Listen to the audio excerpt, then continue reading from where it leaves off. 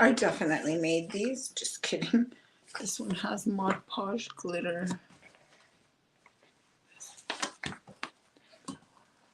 Maybe you can see the glitter a little, except it's still drying.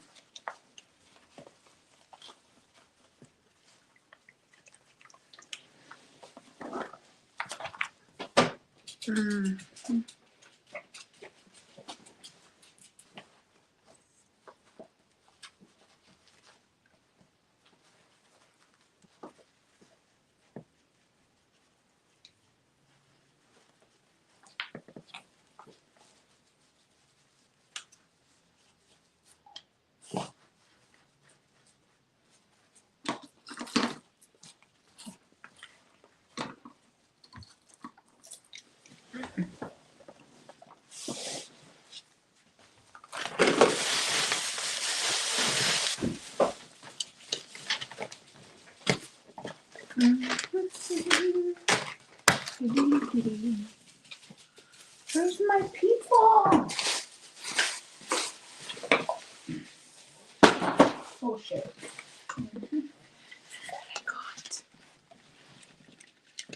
I'm all excited about my Easter huevos.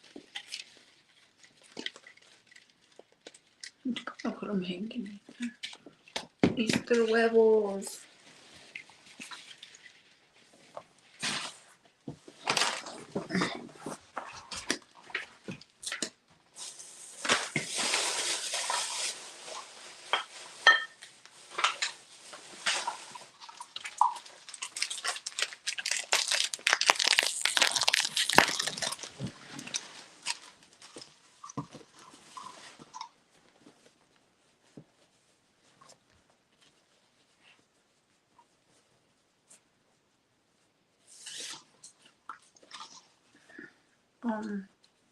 I have no idea where this girl's at.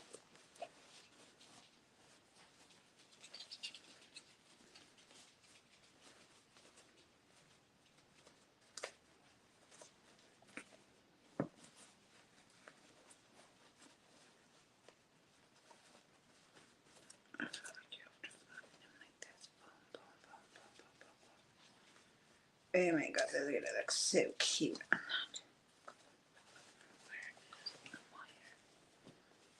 Did I take it to the room? I probably did. Hold up. Hold up. Wait a minute. I wanted to see if somebody noticed I changed my makeup.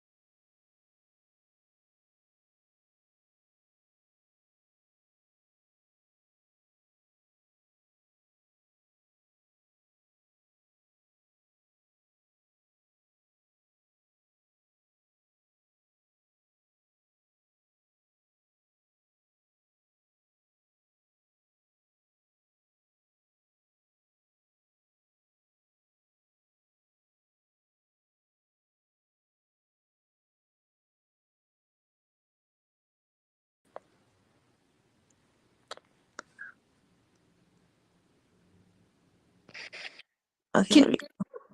Yes. How are you? Good, and you? How are you? I'm good. I'm good. Okay, so let me introduce for anybody that is new, that is possibly watching.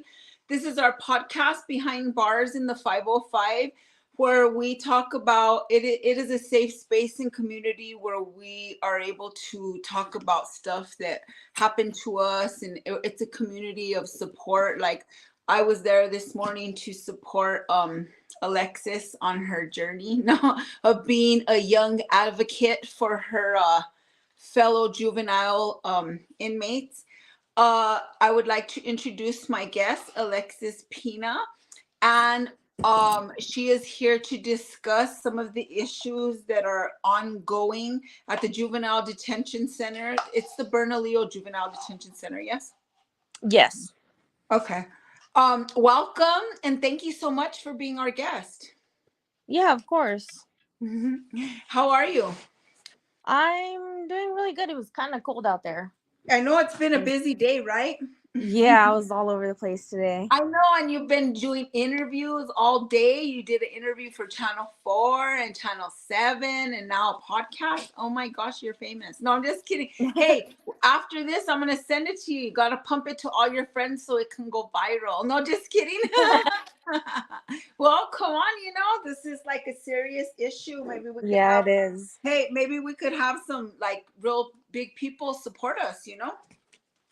Well, because Yeah. like people don't know what's going on, like when we're behind those walls and behind those bars, we're the only people that know what happens and what goes on. You know what I mean? And I think that it's so courageous of you to speak out on what you've been through. You know what I mean?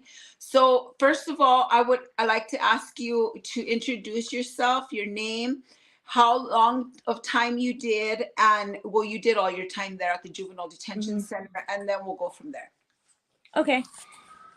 Hi, everybody. My name is Alexis Pina.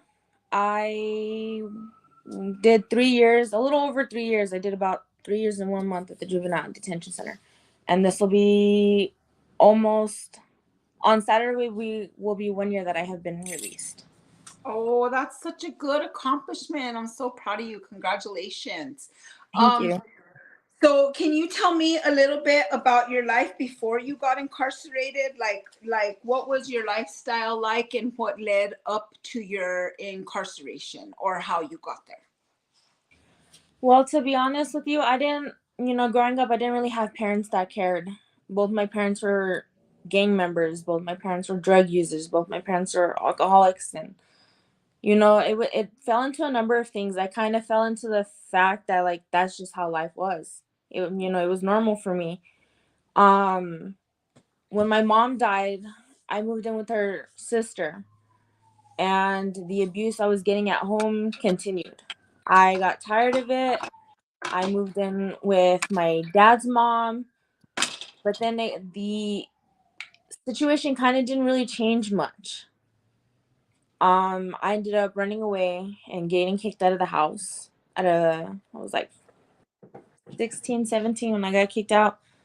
I was initially homeless. I became addicted to drugs. I committed crimes.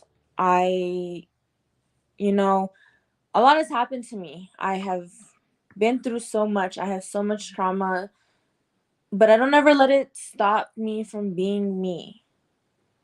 Yeah, my mom died and, my dad is my dad and, what happened. I don't let it affect me. It no longer has a hold on me like I allowed it to be. Mm-hmm. I always said, well, mom died. All right, this is what I'm going to use. I don't use that as an excuse anymore. I joined a gang when I was 17. I became, very dangerous to be around. You couldn't really take me anywhere without me trying to fight somebody. I was 17 and I would fight women in their 30s and 40s. I was 17. But that Wow. didn't, age was a number to me and it didn't matter to me. I had so many people that were just, you know, acted like they were there for me, but when it came down to it, it wasn't. So I was homeless and I was on drugs. I was addicted to heroin, cocaine, meth. I fell into a lot of trouble. I initially I was given a hot shot. And for those of you guys that do not know what a hot shot is or a cocktail, it is a needle filled with a mixture of drugs that you shoot up into your body. Um I It's was like given a poison though. It's yeah. like somebody like tried to kill you. Yes. I That's did in fact die though. wow. I was held hostage. I was held against my will. Um this man actually tried to get rid of me because of the type of crime I committed and who I committed it with. In order to keep them safe, he figured he could get rid of me. So I had, you know, I was like, oh, I don't really inject, but like if you inject it for me, like I'll do it. And, I didn't realize that that's what it was kind of like a deja vu type of feeling where I was like, I know this is bad, like something's gonna go sour. But I was like, I ignored the intuition, I ignored the signs, and as soon as it touched my veins, I started hyperventilating so bad. I could feel my heart shutting down on me. I could feel the oxygen not getting to my brain, and I could feel everything. I was in so much pain, and I was like, you know, the one thing I remember him telling me is he told me, he's like, sell your soul to the devil. And I automatically told him, I was like, it's not mine to give. It doesn't belong to me. It belongs to God. As soon as I said that several times, I started to, I guess I was dying. Well, initially I was dying anyways, but I guess it was coming to an end for me when I started seeing like bright white and pitch black, and it was just going back and forth, back and forth, back and forth. And I don't remember nothing after that. I just remember waking up in the hospital. Wow. Wow. That's so crazy. And this male, were you like friends with him, or was he was a boyfriend to you, or like, This I'm not trying to male know you, but was I my feel like friend's dad. he took advantage of you. You were so young, and It was my friend's dad, and a whole situation happened where so prior to this happening, like literally the day before, a couple days before, I was raped by a friend. wow. And that friend's dad, so the dad of the son I was friends with, um, sold meth. Well, that guy came over to buy meth from my friend. And I was like, well, let me go get it for you, you know? And I shut the door on him, and then I told him, I was like, let me lace it. So we laced it. I laced it with bath salts. And What I is gave it to that? him. Because I don't know what that is. What do you mean when you lace it, or what is, I don't know what is the So bath? what I mean, okay, so I use little bath salts like that you put in the tub, for like, so when you're sore and like you want to relax your body, those little Like the salts little that come in the bag. The Epsom Yes, salts, like or like Epsom the salts. colored ones, and oh wow. And Yeah, you it smoke was them? like Epsom salts. And so what happened is I got a baggie. I filled it with a little bit of meth, and then I threw the bath salts in there, and I sold it to him. I wasn't trying to. I guess what it was is I was trying to get even for what he had done to me. Yeah. And so I sold him, laced bath salt, laced meth. That's initially what it is. Is meth is when anything is laced, it's cut up with another drug. It's not 100% pure. So like, anything weed can be laced with fentanyl. It could be laced with meth. Cocaine can be laced with meth because they're almost similar in color. You can crush up meth and put it in cocaine and you won't even realize it till you go to snort it. Yeah. That's when you know it's been laced. Is because it's been cut up with meth to reduce the effect that the cocaine has. Mm-hmm. Um so that's what I did. And he ended up coming back. My friend told him I wasn't there. So he came back again that night and I was on my way out. I knew that my friend had a gun. Well, he and I was with this other guy, and we were trying to push them out because they were pushing in to get in the house, and we were trying to push him out. Well, they pulled him out, and they started jumping my friend, him and his other friends, because that guy came back with his friends. So they pulled my friend out, started jumping him on the porch. Well, I guess my other friend heard all the commotion, and he came out with his plug. The person he buys from, where he buys meth from. And he sees that this guy, my friend, has a gun. So that guy that raped me pulls out his gun. Well, his friends are going like towards him. Isaiah is coming from like the backside. So he's like, hold on, I'm trying to put it where I can show you. So, there's like this big old table right here in the middle. My friend's on this side of the table. They're on this side. So he starts coming around the table like this, and they start going this way. So he starts backing up. So I figured if I can get, through the side of like where the hallway's at to get in between where that table's at, I can stop it.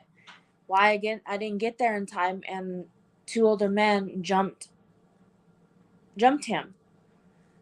And like a whole situation happened, and that guy went to go let off a shot, and I shoved his hands back.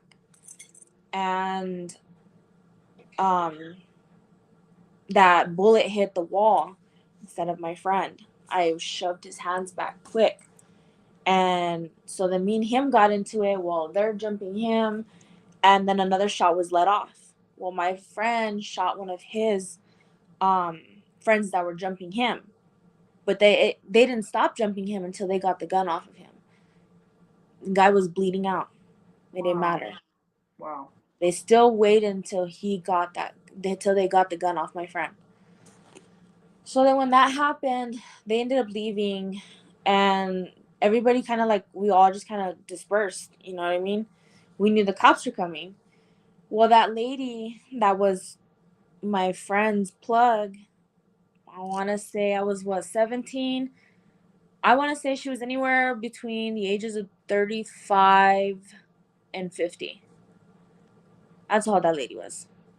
That lady attacked me, and I fought back. I blacked out. I don't remember what happened, but we ended up fighting, and I don't know what happened from there. Well, my friend's dad came to pick me up. He wanted to know what happened. And so then I went with him, and a bunch of stuff like kind of escalated. I guess his son was at his house, and then he left. So then I was just there. And then that's when that whole situation happened, when he gave me the hot shot. He gave it to me for a number of reasons. He gave it to me to keep my mouth shut with my case. They wanted me gone. They wanted me dead. And then he initially gave me the hot shot too, because one, I wouldn't sleep with him. Two, he did it because what happened to his son. But I'm like, his son chose to help me. That was his decision. There's always going to be a consequence to any decision that you make, whether it is good or bad. There's always going to be a consequence to every single decision you make. Mm-hmm. So after I ended up dying, I ended up going into the hospital. CYFD was called. And sorry, I'm like all itchy. CYFD was called, and they placed me at a shelter. And then they got in contact with my grandma and my family. And they came to talk to me, and I told them, I was like, you don't understand. I said, the people that I messed with, I said, they want me dead. I said, and I'm going to die. There's nothing you can do. You can't protect me. You can't, if they want me, they're going to get me. And I told them, and they were like, well, come home. Like, we miss you. So I was like, I want to come home. I said, but I don't want to endanger your kids. My auntie had 3 little kids at that time. They were under the age of 5, I think. Um, and I thought about them immediately. And I was like, well, I don't want to endanger, your kids. And my grandma was like, well, if you want to come home, she was like, you need to be clean, you need to be sober, you need to go back to school, you need to get a job. Well, I didn't want to be there at the shelter, so I initially ended up going home. When I went home, my grandma had to sleep with me for weeks, months on end. I had a lot of nightmares. I have I have what is called CPTSD, which is complex post traumatic stress disorder. What is that? I never even heard of complex. What is that? So there is PTSD and then there is CPTSD. PTSD, the difference between the two is PTSD is one situation in your life that has changed your life around that you can never get over. CPTSD is more than one situation in your life that has happened to you that you cannot get over. Oh, wow. I've had several situations. I have 15 different situations, and that's why I have PTSD. Wow. Um, it is hard to diagnose, but it's common to have PTSD, yes, but it is also common for these youth to have a complex post-traumatic stress disorder. But because it's easier to think about with PTSD is, oh, it's a situation. The doctors think, oh, it's just this one situation. Well, it's not just that one situation. You don't know the whole story. They're not gonna. These kids aren't gonna open up to you like fucking just like that because you asked them to. Yeah. You know what I mean? Yeah. So, a lot of people are diagnosed with just PTSD for that very reason. When I first went back home to my grandma's house, I was so paranoid. I couldn't be left by myself You probably at all. didn't feel safe, right? Like, I don't, yeah. I didn't feel safe. I was scared. I would go to sleep in my room with my lights on. I would wake up if they would be turned off. I had nightmares that somebody was killing me. Or that I was dying again, and I would cry and I would scream off the top of my lungs in the middle of the night without even realizing it. I would wake up in sweats. I would soak through my sheets. That's how bad it was. I initially ended up having to go to the doctors to get medication. Because I couldn't sleep. I had to take medication to sleep, and I had to take medication for PTSD to lessen the effect of my nightmares. I have nightmares like, somebody that went to World War. Wow. That type of severe PTSD. How did you get into like the Bernalillo, like into like did you catch charges? What was that? Like how was that? How did that happen? So the summer of 2019, when I started using. When this situation happened with my friend, I want to say about 3 to 6 days prior to that, I committed a crime. With them? Not with him, but I have co-defendants, Oh yeah. and there's 4 of us That's so hard. total. I had co-defendants too, and that's very hard. Um, Were they girls or boys? both. Hey, were you So, guys housed together? this is what happened. Well, because like females, there's only one jail or Yeah, whatever. because there's only one juvenile detention center. They are housed in the same facility, but not in the same unit. Oh, okay, okay. Yes. Prior to everything that happened with my friend, was my case.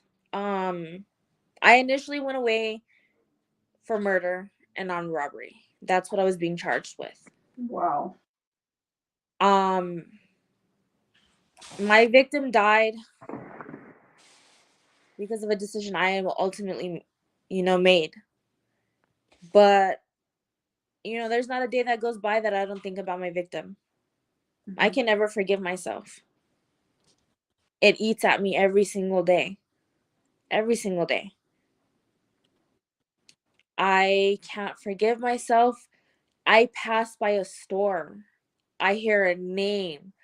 I hear, a letter, or I see a color, or a fragrance, things like that where they're so detailed like that, call back memory, even music that was playing that night. Sometimes I hear it and I can recall the whole situation. I can see it I can see it as a movie, like playing in the back of my head. I can see it for what it is. Wow. My co-defendant, so there is 4 of us in my case, or was, because my case is already closed. But one, the female that was involved was never there. She implicated herself to get my other co-defendant in prison because he kidnapped her. Wow. My co-defendant, he was like 32, I think. I was 17. And my other co-defendant was 15. He was also male. It was just us 3 that night. But somebody died. And because, my homie, his dad overdosed me to keep the 30, I think he was like 32, to keep the 32-year-old from going back. He tried to get rid of me because they knew or felt that they were scared of me. They were in danger. I was a danger to them, and they took me out. Tried to anyways. So when after the situation happened with Isaiah, I decided to get my homie, I decided to get clean. After that, when I moved in with my grandma, I was already 4 months clean. I was going to school, I had a job. You know, I was clean and I was sober. I was doing really well for myself.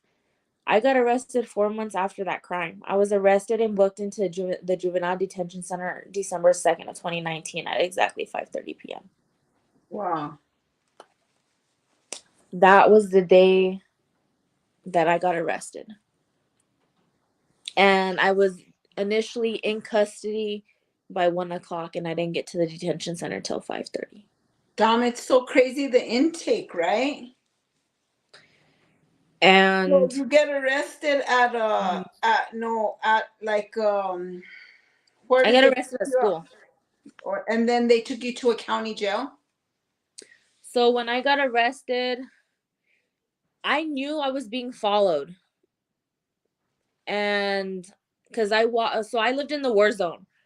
I lived off of Kawa and Catherine, Mm-hmm. or I think it's that, or I think that's what the street's called. It starts with the K. Yeah, Um, I think it is Catherine. I'm gonna move yeah, that. I think so. I lived off of that first street, before you hit San Pedro. So they're not too far from there is a charter school called Cesar Chavez. Mm-hmm. So I would walk to the school, um, and then I would walk home. When I walked to school, I could kind of see like a bunch of cars that I've never seen before, just like, kind of had their windows rolled up a little bit, but they were kind of just like They peeking. were monitoring you? Wow. Or Yeah, like following you? yeah. And I went to school and I forgot. I think it was a Friday I think it was a Friday that day, or Tuesday, or no, it was a Monday actually. Well, school didn't start that day till 10 o'clock and I was early. So I walked back home, and then I walked back. I think I was maybe in my second period. It was already about to be lunch because lunch was at 2 o'clock. And my teacher pulls me out and she's like, the Albuquerque police are here for you. APD's here. I They love would it. like to speak with you. And I had my phone You should have and ran. I was like, No, I was going to come call on, my you should grandma. have ran. I would have probably ran. Did the teacher try I to thought about escort it, you but over there? because of the charter school that I was in, the back door to get out is locked. Oh shit. I couldn't get out. The only way out was to go out through the front door. Wow. Because the only other way out is if had I waited to lunch, then I could have ran out that back door and there's a gate. I could have climbed and it takes me to the back street of the school. Then I could have left. But I didn't run. I was in shock. I was like, fuck. I knew they were going to arrest me because they had already arrested my 2 co-defendants prior to that. So I knew they were coming for me. I knew I was going to go to jail. That's scary. So I knew I was going to jail. It was no surprise to me that they came to my school. I had my phone. At this point, I had 2 phones because I worked. So I got them from Walmart because that's where I was working. So I had bought 2 phones. So I had 2 phones on me when I got arrested. And I have my phone in my hand. And I'm just looking at it and I pull it up and I'm like, I was gonna text the girl I was talking to tell her, hey, I'm gonna get arrested. Started typing it up and then I was like, nah, never mind, and I shut my phone off. And then I walk out and I'm like, they're like, you're under arrest. And they were like, you're under arrest for the murder of my victim. And I was like, murder? I was like shocked, but I wasn't shocked. I was kind of playing stupid, to be honest with you. Well, yeah. And they found a meth pipe on me. I gave it to them. You had a meth pipe at school? I sure did. I had a meth pipe in my bra. You're crazy, little crazy. I was gonna use, I already, after I got clean, because it was December 2nd. I had already been clean 4 months. But I had a lot going on that I was gonna relapse. I didn't end up relapsing because I got arrested. They had my bubble and it was packed. Wow. So I gave it to them and you should have went to the bathroom and keistered that shit. No, I'm just kidding. I wasn't even worried about it, to be honest. Huh? They pulled me across the street and lunch breaks out. So everybody can see that I'm being arrested. Oh, man. Are you serious?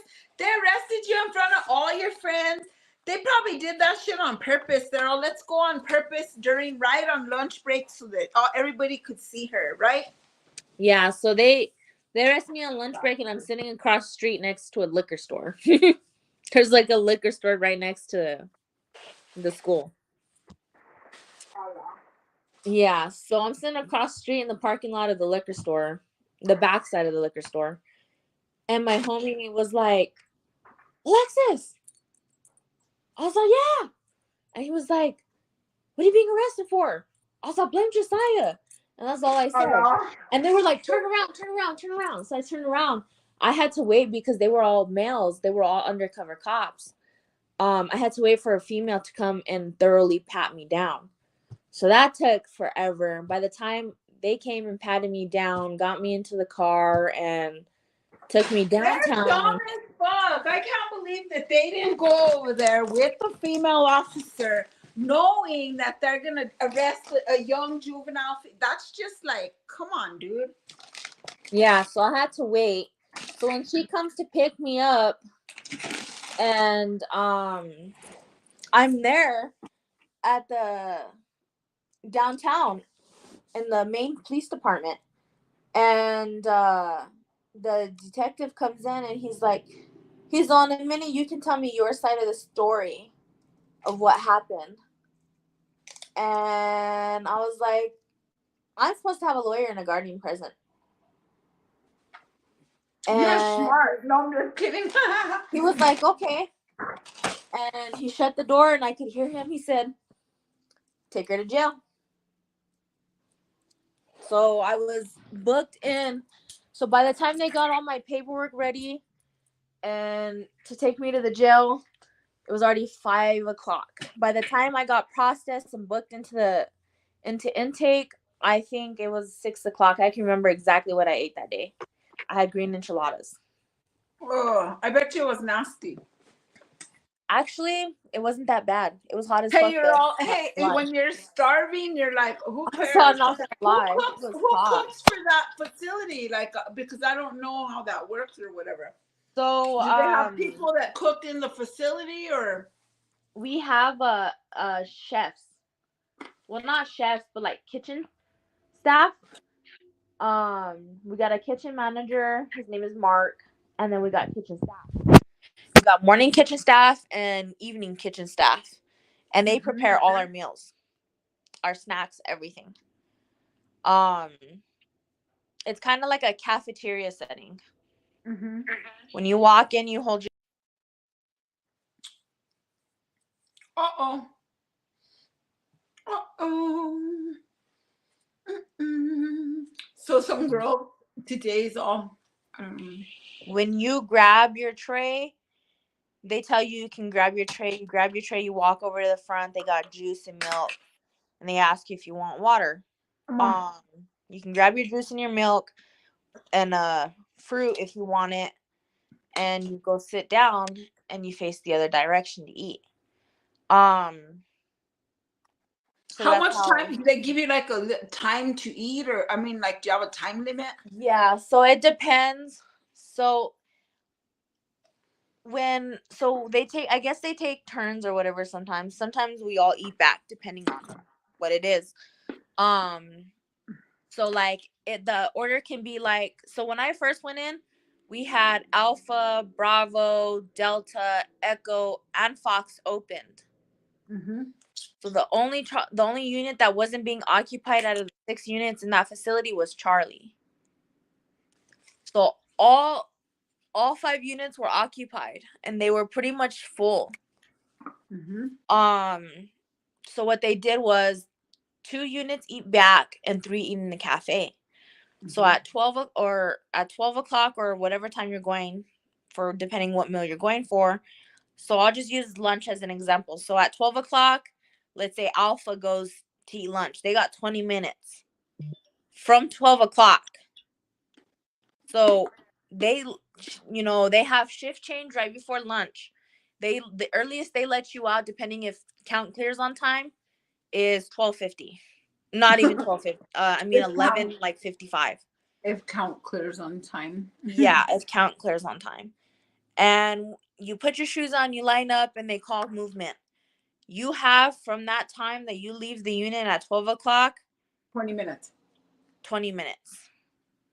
You take about what, 5-10 minutes to get there? Get there. Wow. So you have like 10 minutes to eat. Because what you gotta do is you gotta line up, you gotta walk to the exit the unit, line up, face the wall.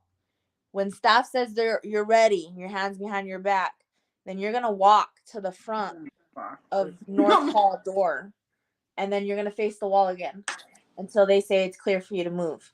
Then you're gonna go through the hall door. You're gonna go all the way down visitation. You're gonna face the wall again. Wait till they say it's clear. Then they're gonna open South Hall door. You wait for them to say it's clear. Then you walk through and you walk to the cafeteria. Then you walk through, to get your food. And then as soon as you got your tray, you got no more than 10 minutes to eat and be out of the cafeteria and be in your unit by 12:20. Wow. That's wild. So I got that's used to barely eating enough food time. so fast. Mm-hmm. I would eat my whole tray under 5 minutes. That's not even healthy because you're not supposed to eat so fast like that. Oh my gosh. So, yeah. So that's what, while I was there, I'm not going to lie, there were plenty of good staff. You know, when I first went there, it wasn't really bad. But after COVID hit is when I seen a lot of inhumane things going on in that facility. Like, what was the change? Like, it just switched, and because there was not so many people, or they just made So when so many COVID different. hit, um, we weren't wearing masks at all. Mhm. Not yet. Um, a lot of people, when COVID hit, a lot of people stopped working. Mhm.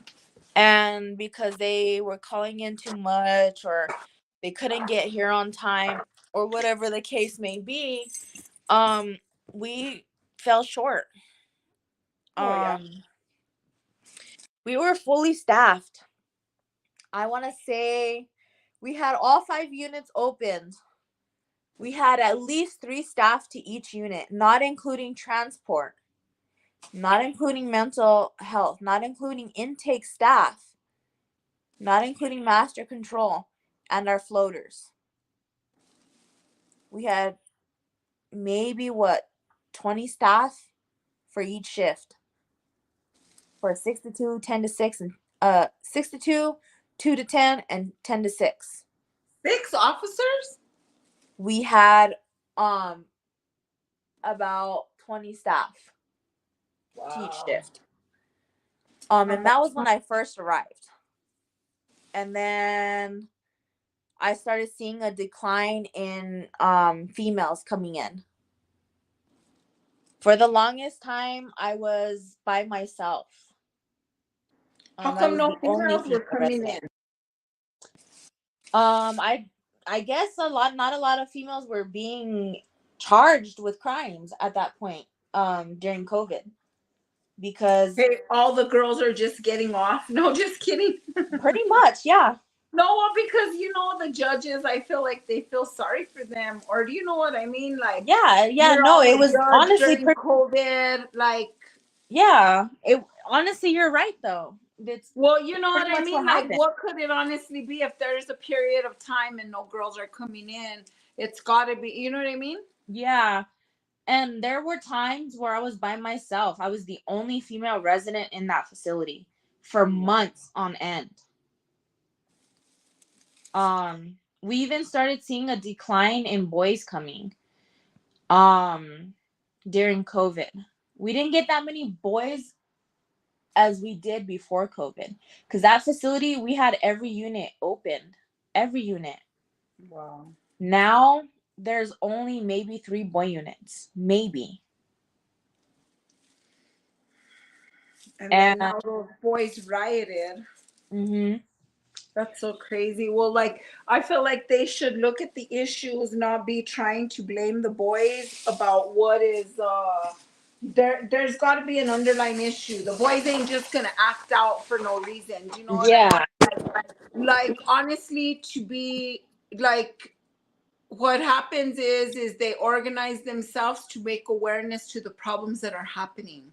So us that are out here have to fight for them, because they can't fight for themselves, dude. They can't. And see, what it is with that facility is that us residents that have been there for more than 2 years know what staff works, when they're going to call out, how many hours they work, when their days off are. We know everything that goes on in that facility. You spend more time with those officers than they spend with their own wives or with their Yeah. own partners So or whatever. we know everything that goes on in that facility. Well, because Like, we literally, we can get a resident in 10 minutes ago. We already know that boy's name or that female's name. That's how quick. I knew when I was in there, I knew everything. I had staff come to me and ask me, hey, what happened yesterday with so-and-so? Tell me what happened in the response call. I wasn't, I'm a female. That's a male resident, but I know what happened. I know what went down. I don't got to be there. So I knew everything. I had staff come to me and ask me what happened with so-and-so. Wow.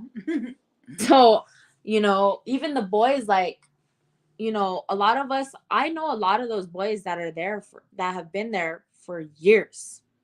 Can you tell me, I heard you talking about your friend had seizures and you like got a ride up. Well, because I remember one of my good friends, Mm-hmm. I used to work in the gym, and I had a friend, we were doing a volleyball tournament, and my friend used to get grand mal seizures, the bad ones that Mm-hmm. are like, you could like almost die from them or whatever. Yeah. And she would drop, and they wouldn't let us hold her. I'm like, you guys are crazy, bro. Like, I don't care. And we Yeah. would always, because she's our friend, you know what I mean? Mm-hmm. Like, how are you gonna just let someone like that? They don't know they're falling. Like, come on, man. Yeah. It's all about, Um, like, you should just have like a little bit of human compassion. about to put the phone up real quick. Can you hear me still? Yeah. Okay. My friend is actually my best friend. Um, we're 6 years apart. She's 6 years younger than me, and I'm 6 years older than her. The reason why we became friends is we initially bonded over trauma, our life situations. Her seizures are non-epileptic, and they're non like I don't know what type of seizure it is, what category it falls under, but she does have seizures. And they're trauma triggered. So if she even thinks about a smell from what happened to her, she'll have a seizure. Wow. Or sees a color or hears a song, they're that easily triggered.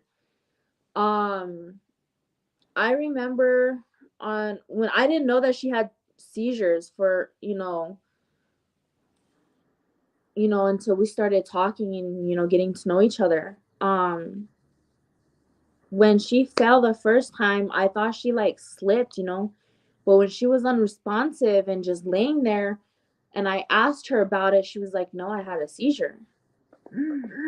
I was like, "What the fuck?" You know what I mean? Mm-hmm. And so then from that day forward, we became really, really close. I would purposely make her stand. We were always together. Always. It didn't matter how many female residents we had in that unit. She was always in front of me and I was always behind her. Oh. Always. Because I knew that, and she knew and I knew. She knew when she was gonna have her seizure, she wouldn't like yell my name, she'd be like, "Alexis." And then I could see her falling right away. She literally only had that much time to say my name. Oh, wow. I So I bet would you guys were her so stand in close, you front of. already knew, right? Yeah, so we were so close that, she knew. So she would ask for my help. Mm. She would call my name right away. Or if we were standing in line and I could see her rocking a little bit or unresponsive, I knew she was gonna have a seizure. I didn't know which direction she was gonna go in, but I was prepared. Um, Oh. They she would, say something, they get a look in their eyes or something, but I don't yeah, know. But my friend used to get bad seizures, and it's very scary. I she fell back on me.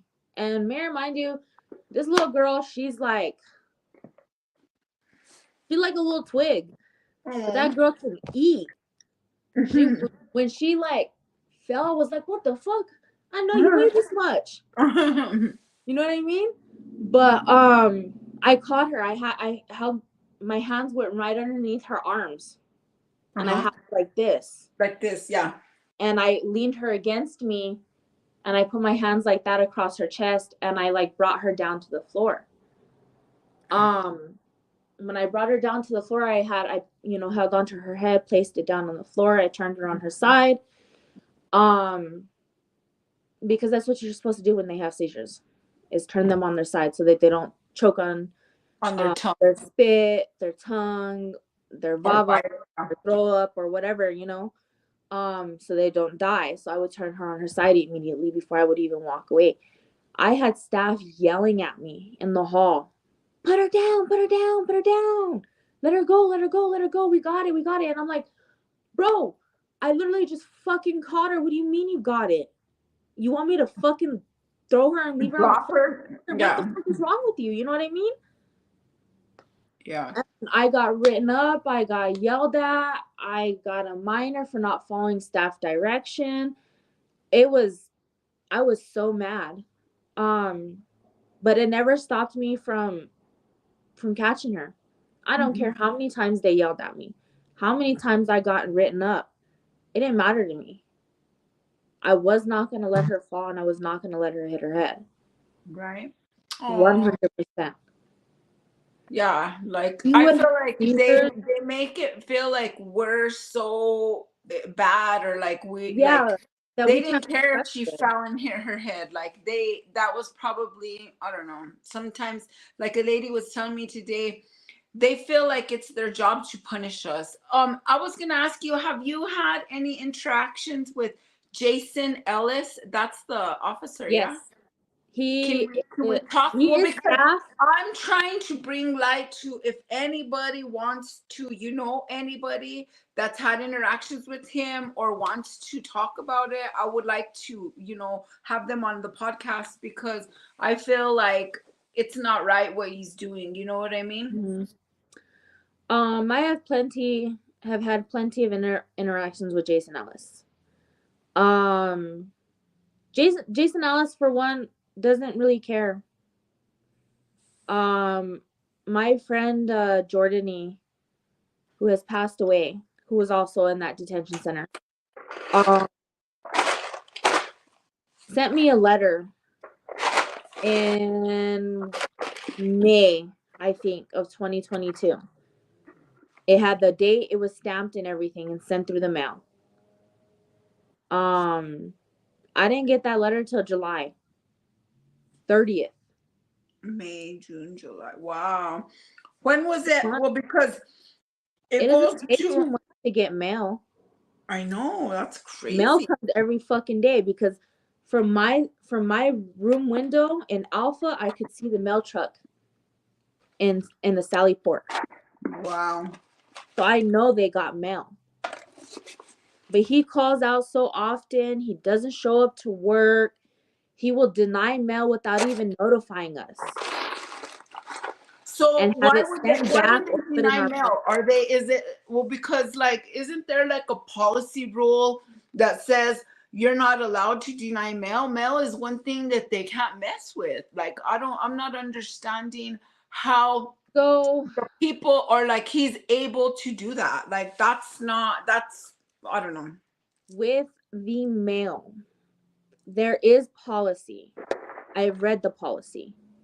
With mail, it has to be blue or black ink. Cannot be colored. You cannot use crayon. You cannot use marker. Has to be blue or black ink. You cannot send in postcards because they will be sent back. Mhm. They cannot have perfume on it. They cannot have lipstick. They can't even look like, oily. They'll send them back. There are a lot of rules of what we can and cannot do with that mail. Yeah, yeah. Um, It's we like can't so write, of course, expensive now. of course we can't write to other facilities. Even if we can't write to treatment facilities at all. Hey, when you say he doesn't care, you mean like he's just there getting his paycheck. He has no compassion about you guys. Is And there that's exactly. programming? Do you guys go to like programming? What do you guys do during the day? So during the day, I'll explain how our day works. Okay. 6 o'clock is shift change. Shift change clears about 6:15, 6:20. Breakfast now starts at 6:30. You have from 6:30 to about 7:20 for breakfast to get everybody breakfast. Mm-hmm. You have from 7:20 to 7:30 to brush your teeth, do your hygiene, comb your hair, put lotion, wash your face, and be done and have your shoes on and be up and ready for APS at 7:30. Okay. You go to APS. They give you a schedule. They print out a graveyard, prints out your school schedule. Depending on how they classify you for school, you're either in special ed or regular ed. There's some classes that you, even though you're special ed, you still have them together with the regular ed students. So you get a schedule with your name on it, and it tells you what classroom numbers you go to and at what time.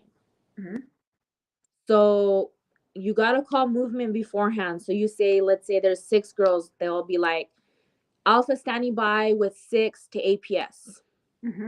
If APS has been cleared on time, then they'll be like, okay, Alpha clear with 6, and you walk to APS. You're the first ones in. You get to go to class right away and start class.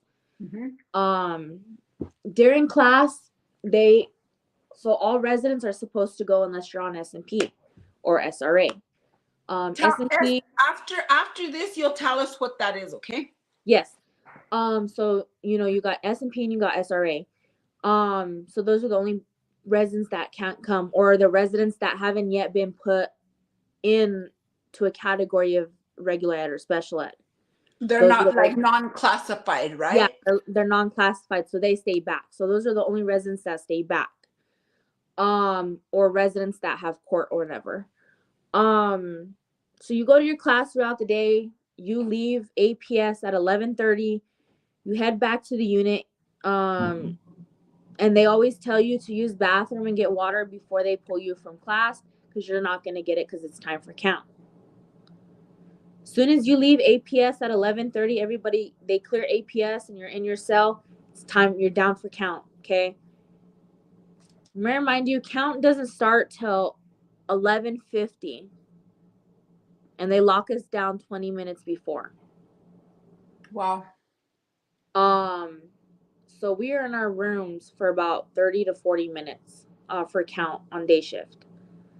So you clear count, let's say about 12 o'clock, depending if it gets there on time and the system's working. So count clears at 12, depending on what lunch schedule you have. Let's say it's Bravo, Fox, Alpha. That means Bravo goes at 12, Fox goes at 12:20, you go at 12:40. But you got to be in class at 12:50 for class. Hold on. So the last people only have like 10 minutes or what? No, yeah. Or they eat back. Oh my God. That's like a horrible schedule. You're probably all the time always on edge, being like, oh, I gotta make it here to eat. I gotta make it here to do this. Or do you know what I mean? Like, yeah. Well, I know what that feels snack break. So at 9 o'clock we take a snack break. We come from APS. We got 20 minutes for snack, and then we go back to APS. So then at 12:50. How do you guys get water?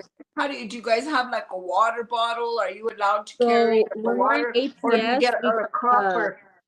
We got a water jug with cups. They took out the water fountain because of COVID. What? So we got a water jug with cups. We used to be able to take them into the classrooms to drink water, but now we are not allowed to. We are only allowed to go and get water, drink it right there, and then throw the cup away, and then go back to the classroom. Oh, wow. Yeah, so from 12:50 to 1:30, you're in class, your last period. You got 6 periods. At 1:30, remind you again, count doesn't start till 2 o'clock, but it's also shift change. So we go down at 1:30. So from 1:30 to about 2:30 is shift change. Depending on what time they clear count, you can come out. And who's working. It depends on who's working too, if they'll let you out when count clears. If not, they make you wait till 2:30. Some staff make you wait till 3 o'clock to come out. And I know they do that on the boys' units. Wow. So you're just like at the mercy of if it's like a cool officer or somebody that's literally trying to do their job, because count is only like 45 minutes. Count should not be any longer. It count clears in like 20 minutes in the Pinta, and there's like 800 people. And it depends. So they do it on the computer. Okay, if the system's not working, they do it all on paper. And depending on who picks that paper up and takes it to master control for them to do count is um is gonna determine whether or not you get cleared. Some staff, their radio's dying, they don't even pay attention to it, or they have their radio off and can't hear them call count, so they don't put in count. So, it also depends on that. It really depends on what's at staff discretion. And we don't even have as many residents in the Pinta as you guys would. We maybe have like 45 residents at most in our and they're taking an hour to clear count. That's ridiculous. Yeah. No, I'm just kidding. Yeah. What? So I'm like, because literally that's just like a walk through what they do is they do the interior, the exterior, and they do the ball field check. All during count. So you got staff that are coming on at 2:00. They brief them, whatever. Then you got everybody you got people doing interior, exterior, and then the ball field check.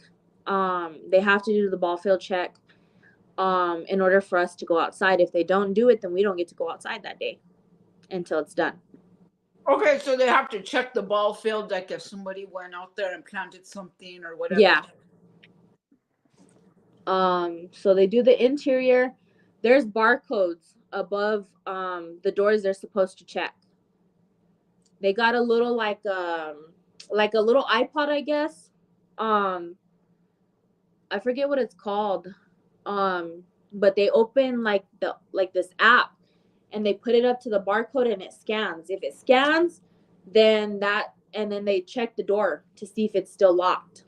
Really? And they move on through the facility. Every unit has anywhere from 5 to 10 barcodes to scan. Not including the ones in the hall, not including the ones in the supply closet, laundry. So you got a lot of barcodes to scan.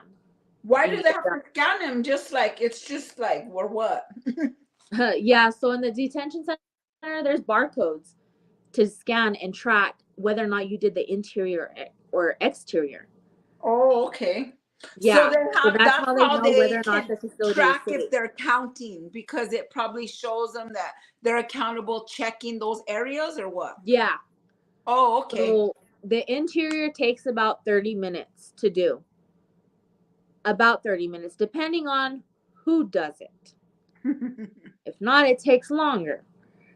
Oh, wow. The exterior, they walk the whole campus outside. They go to all the portables, they check all the portables, they scan all the codes over there, they do the gel, and then they do the ball field. You got barcodes to scan in the ball field. Oh, they got to check the ropes course, and they got to check our greenhouse, and then they got to check our storage right there. And make sure all the locks on the gates are up, that the porta potty isn't too close to the building, and things like that. Once that's done and all that has been done and accounted for, then they let us out. Oh, wow. That's a lot of stuff. No? Yeah. So when that happens, so let's say Mondays for us in the female unit has always been art. We do Art Matters on Monday. So that program lasts about an hour to 2 for Art Matters. What do you guys do for Art Matters? Do you guys get to like paint or like what is that? They come in, they work with the museum. Oh, that's cool. And they come in and they do program with us, and we do like mandalas, we do sketches. We do like a lot of Different different stuff. stuff, collages and stuff. Oh Uh, my God, that's cool. No, just kidding.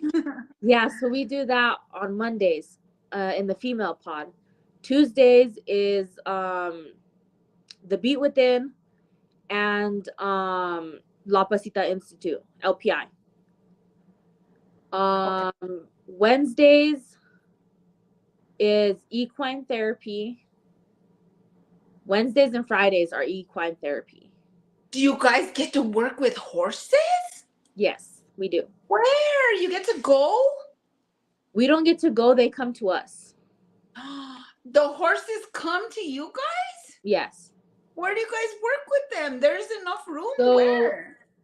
our ball Oh my field gosh. is the biggest ball field. Okay, so our ball field, our jail in Albuquerque has the biggest ball field out of every juvenile detention center in the state of New Mexico. Oh wow, I didn't know We that. also have the tallest ropes course in the jail. That is Do the they tallest use ropes course it? in the They state of New probably Mexico. use that for cadet training or no? No, I'm just kidding. Yeah, they do all kinds of stuff. So what they do is they open the back gate in the ball field. She drives her truck in, they lock it, they secure it, and then when they're ready, they bring us out and we work with the horses. But that's in the morning. So we do equine therapy and we get certificates for participating in equine. And then depending, so for, and that's just how Alpha is. I was in Alpha, the female pod. Mhm. So that was our schedule. And every month we did food corps. We would get a whole month of food corps. And La Pasita runs food corps. What is that? La Pasita Institute? No, food court. Food corps is a program that they do inside the jail. We basically make food. We learn its nutritional values and things like that. That's good. That's good. So we do food corps for a month. So each month is a different unit. And there was at my last year and a half, 2 years, there was only 3, maybe 4 units at a time. So 1 month, let's say August was Alpha. So that whole month for 2 days out of the week, instead of doing La Pasita on Tuesdays, we would do Tuesdays and Thursdays, we would do food corps.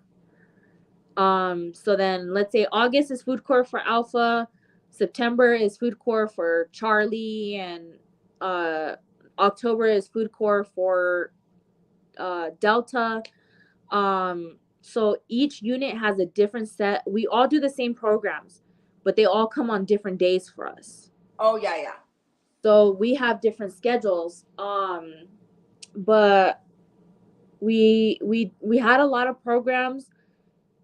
We would do PB&J. We did That's a good PB&J. one. Yeah, That's a good one too. we did PB&J. We did food corps. We did La Pasita. We did cachette. We did equine. The Beat Within. And the Beat Within actually is now being run by APS teachers. Oh, that's cool. That's really cool.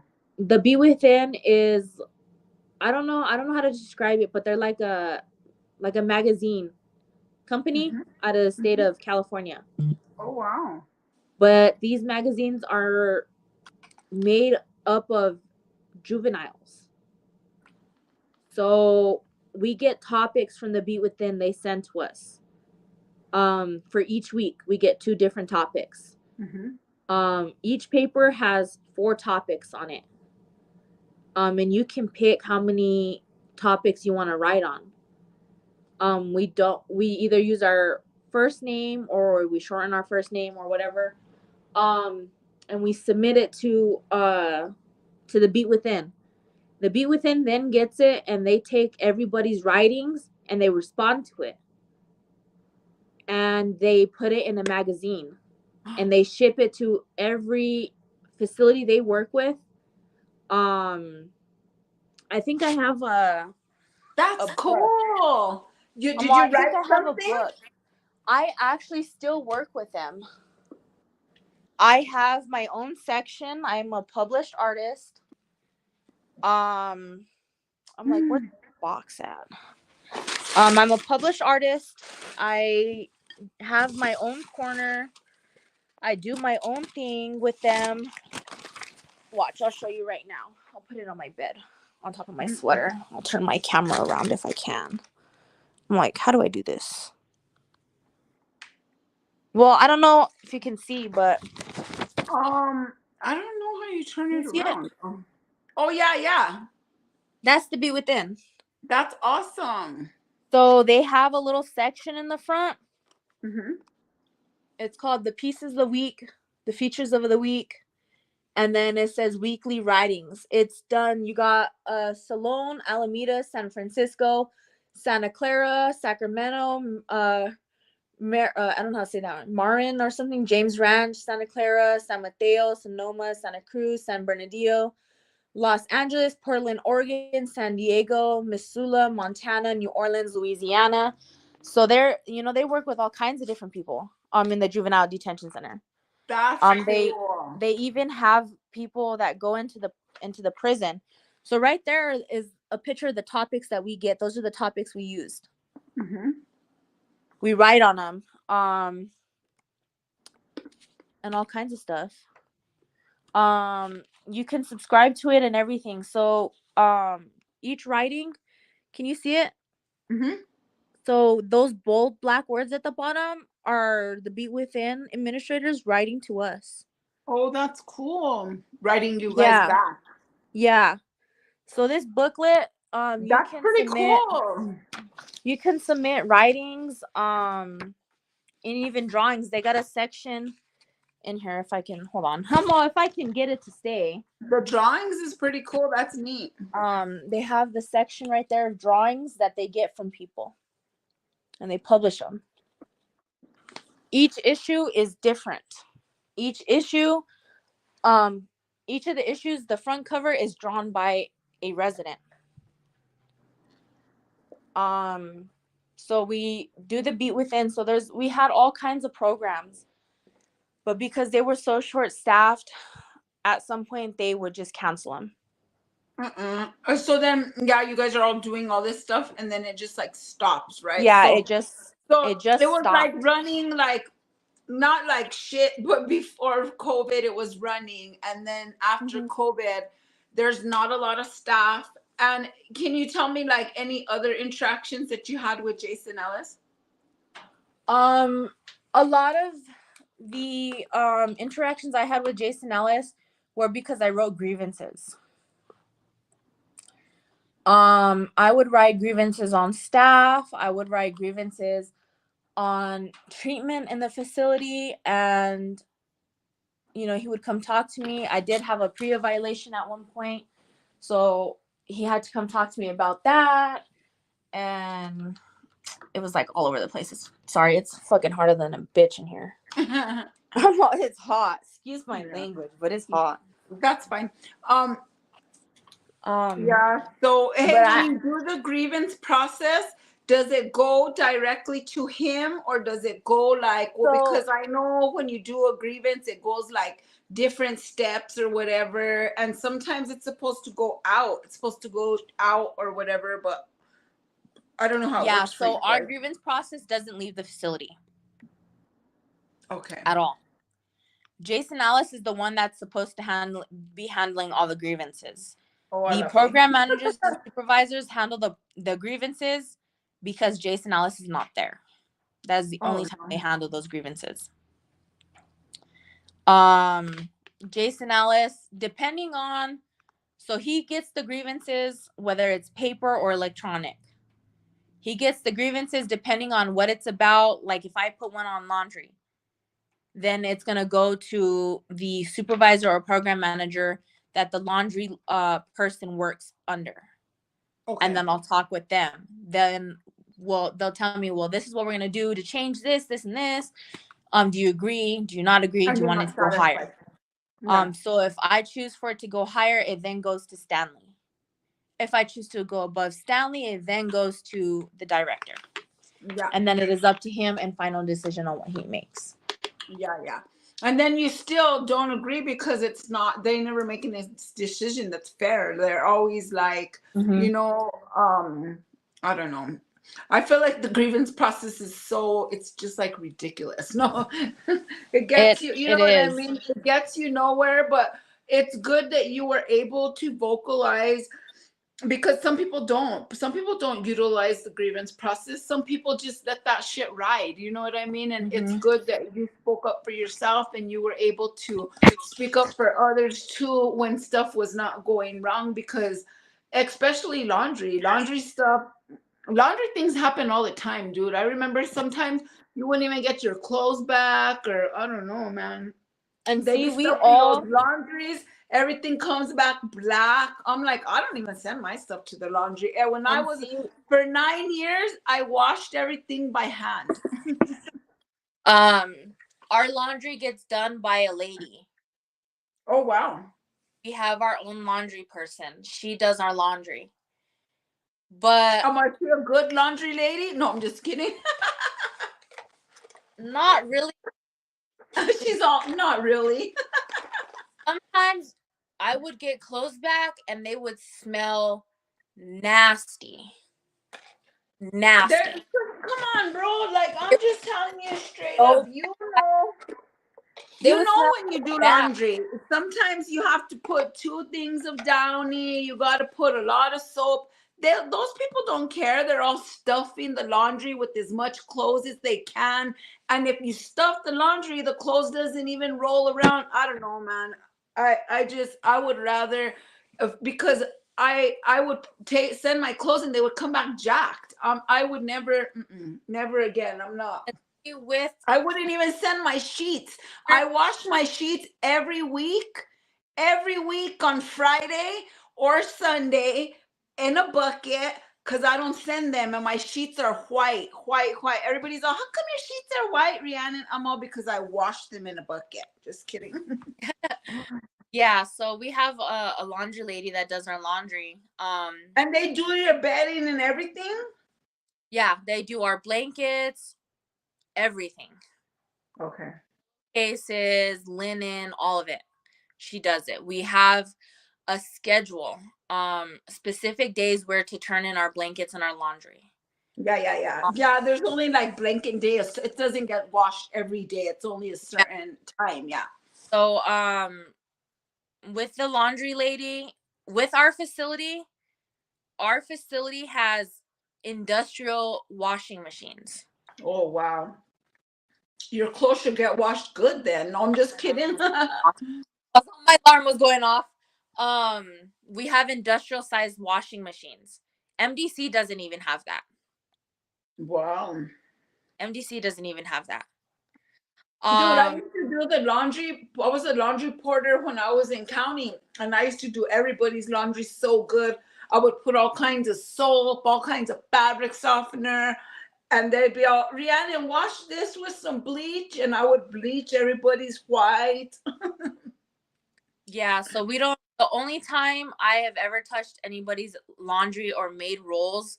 You guys can't wash your own laundry? You guys are not allowed? No, we're not allowed in the laundry room. We are not allowed to do anything. Everything that goes on that facility, they do for us. Mm-hmm. With laundry, the only time I've ever touched laundry and made rolls for other residents is when our laundry lady quit, and well, she didn't quit. She quit laundry and moved up to be a YPO1. But they moved her up to a YPO1 without hiring somebody for laundry. What? I'm all what? That's So we had different staff doing our laundry, and they would pull the females to put rolls together for the male residents, and us included. Oh, wow. If the staff couldn't do it, they would just send us buckets of laundry and we were to fold it, put it together and everything. I make a fucking roll like that. I put the clothes on the towel and I stack it a certain way and I roll it so tight that it doesn't come out, and I tuck it in a little bit and I hand it with their room number, and that's it. Um, but yeah, so that's the only time I really touch rolls. And the other time I touch rolls is when the laundry lady is too lazy to put rolls together, that she sends it to fucking, she just throws all the clothes in a fucking Yeah. bucket. Hey, and you come home and there's everybody's shit's all over the place. Yeah, so Hey, that's the and then there's girls all trying to steal everybody's pants. They're all walking away with people's shit. I'm all, those ain't even yours. No, I'm just kidding. they it's crazy because we're not even allowed to keep our toothbrushes in our locker. What? What do you mean? Our toothbrushes are held behind the staff cage. If we want to brush our teeth, we have to ask staff to give us our toothbrushes. They put it Like, on what are you gonna do with your toothbrush? Are you gonna gag yourself? Or are you gonna be all just like, what are you gonna do? You get people like me, okay? For Hey, instance, are you gonna make a shank with it? No, I'm just kidding. no, you get people like who are petty. Who are petty?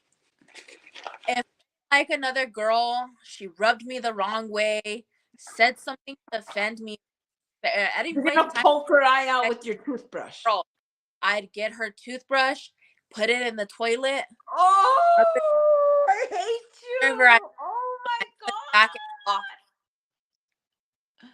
Oh my A god. lot of the residents, This is even why I locked my toothbrush in a box and forever. No. that. So Oh, they you're so cute. Just and kidding. so they took our toothbrushes away, I don't and think anybody would ever admit that. had toothbrushes about this big. Oh, I know which ones, babe. That's how toothbrushes are.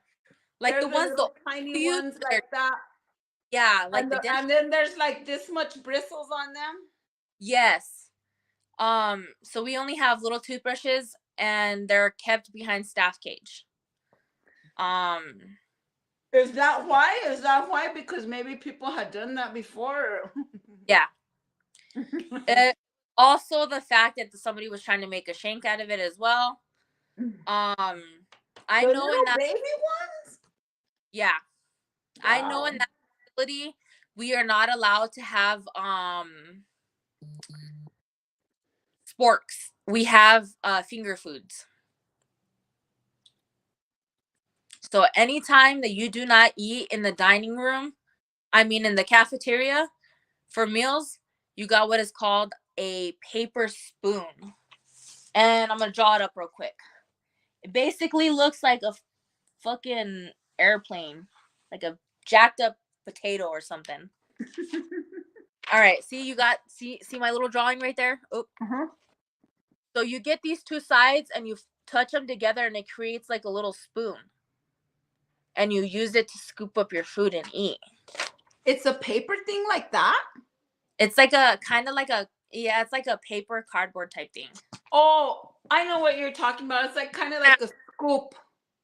Yeah, it's like a You've scoop. had I've seen them for like ice cream, like maybe ice cream or something one time, but I know, but Yeah. I've never seen them used before. They got two blue dots on the end and it says touch them together. You touch them together, that way you can scoop up your food. Initially, those are given to residents who are on S1, a suicide level watch. Because they can't have sporks, they can't have scissors, they can't have pens, they can't have tape, they can't have a number string, they can't have a lot of stuff. So you give them a finger food so they can eat dinner instead of giving them a regular spoon. The only time you can be taken off of finger food is if mental health reevaluates you. And they don't do a reevaluation for 30 days. Wow. Yeah. I know that before I left, they every unit, if you ate back, you got a finger food. They made it like that for all the units. They also took away tape. We could not have tape at all. Why? We could not. Because male residents in Fox were making shanks out of sporks and tape. Well, yeah, I seen out of sporks, but well, I don't know the tape. I guess Or if you they put were heat to it, or they were using the tape to stick it under items to hide them. oh, okay. So we got our tape taken away. I knew residents that they took their pens away, their writing utensils away. That is a number. That is one thing that they can do. Is take your writing utensils away for a certain amount of time. They can also take your phone privileges away. Okay, so when you're on like levels to get a spork at the end, how long does it take to get a spork? So if you're on a suicide level, you're either S1, S2, or S3. S1 and S2 are suicide level watches. Everybody in the facility that comes in is on a S level. S level 3 is you're in the clear and you're good. If you're S1, S2, it is up to mental health to determine whether or not you are well enough and in the right mind to be able to take a spork and eat your meals with. Because if at any point they think you're going to harm yourself with it, they will take it away and they will do an evaluation every 30 days. Oh wow. You have levels in there. You have a level 1, level 2, and level 3. I was a level 3 pretty much my entire time there. I did a lot of stupid shit to get my days taken away. But major, you know what I mean? Mm-hmm. I think I had 531 good days. So they're called good days. So you got to do, in order to get a good day, you got to do a chore on 6 to 2 and one on 2 to 10. You have to do a chore. Once you got your 2 chores, the next day you get a good day. Each day that you go up, you get privileges that come with it. If you're level 1, you need you got 0 to 5 good days, which means you go to bed at 8 o'clock. If you're level 2, which is 6 good days and up to 20 good days. You're level 2, you get what is called canteen. Since they don't have like commissary, they buy snacks and give it to us on Saturdays. So you get a bag of snacks on Saturdays and you get to stay up to 8:30.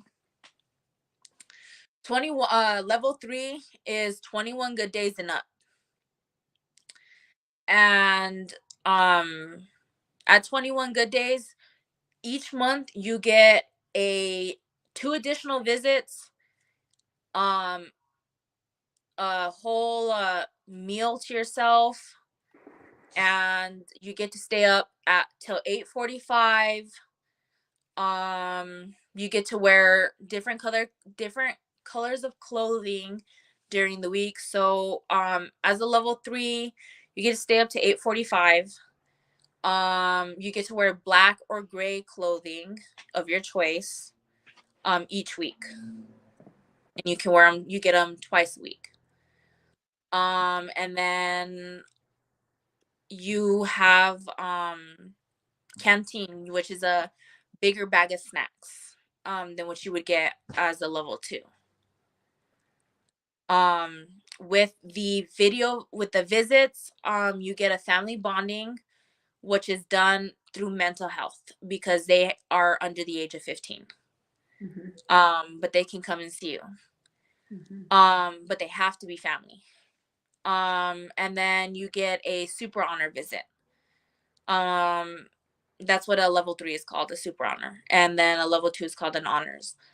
As a level 3, you get the family bonding and the super honor visit. The super honor visit is for anybody that's 15 and up and they cannot have a background. So you got to fill out a slip for each thing. So you get your regular 3 visits a week on and then you get those 2 additional ones. They're every month. So the regular visits the difference between those is that the regular visits during the week is grandparents, guardians, and parents only. Super honor and family bonding is it could be anybody in your family Oh, that you that's cool. yeah. So as a super honor, you can see anybody in your family that is of the age of 15 and up. They could come in and see you, but they have to pass a background check through probation. Probation has to approve them before you can even get your visit. Yeah, you put them like on a list, right? And then they get Yeah. approved before they could even like come in. Yeah. Yeah.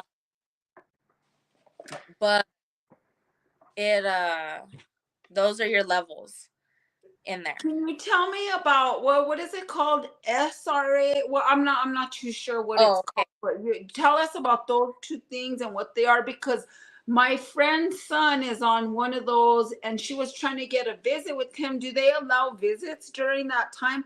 Because So now I'm wondering, is he allowed to even be on a level because he's in that SRA and that's like a punishment, right? So S&P and SRA, yes, it is a punishment. Okay. SRA, not so. It depends on the situation. So you got kids for SRA stands for safety risk assessment. SRA is solitary confinement, 100%. You can't come out of your room. You cannot be around other residents. If you need the bathroom, they have to lock down the whole unit before you can even come out. Same with showers. You don't get time out. SRA, it depends. It can also be for behaviors. Majority of the time, if you are on SRA, it is because you're being transferred to a long-term care facility like Camino or YDDC. And you can't be. Oh, okay. Other thing SRA can be used for is if you're being aggressive with other residents and there's not a program manager, there's not a supervisor in the building that can put you on SMP. So they put you on SRA to keep you away from all the residents, and they lock you in your room. SMP stands for Special Management Program. It is a 3-week program. And it is levels. It is done by days as well. Each for the first week that you're on SMP, you're in your room 22 hours a day. 22. You Wow. get what is it? 1 hour out on 6 to 2 and 1 hour out on 2 to 10. 2 to 10, and so you get the choice of which one you want to do first. Leisure or recreational activities like going to the gym to play a sport or going outside, exercise. So you get that option sometimes. If it's a Sometimes nice that officer. No, just kidding. Well, also because done at they might staff they might discretion. just decide for you. No, I'm just Yeah, kidding. pretty much. It is also done by staff discretion. So whenever staff can come and get you to do your hour out on 6 to 2, and that's when you're going to get it. If they can come for you at 7 o'clock in the morning, you either take that 7 o'clock, because if you tell them no, they're going to say you refused and you lose that hour. So then you are now in your room 23 hours a day instead of 22. Wow.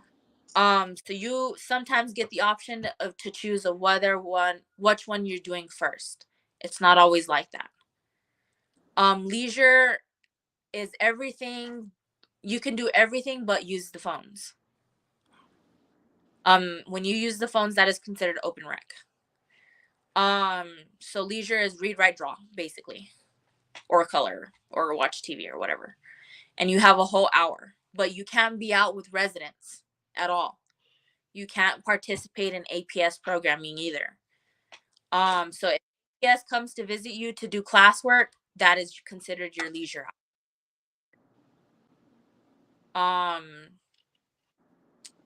Let's see. So you When have that. When do you take a shower? I mean, like, is there a certain time or when do they So shower? if what they normally do is give you recreational activities on a 6 to 2 shift, and then they give you leisure on 2 to 10.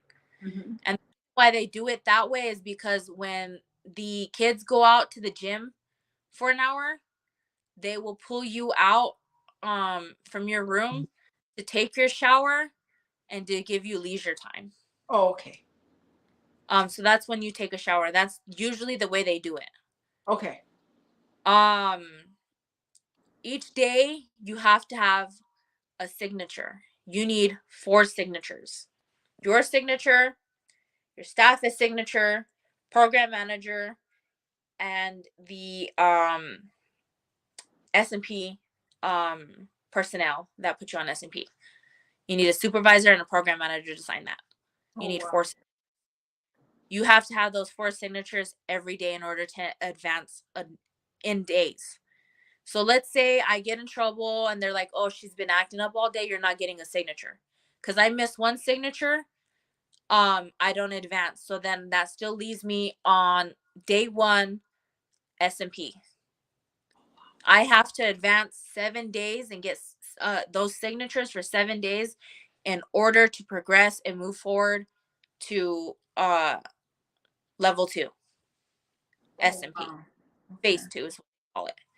When you're on phase 2, you get to go to programming.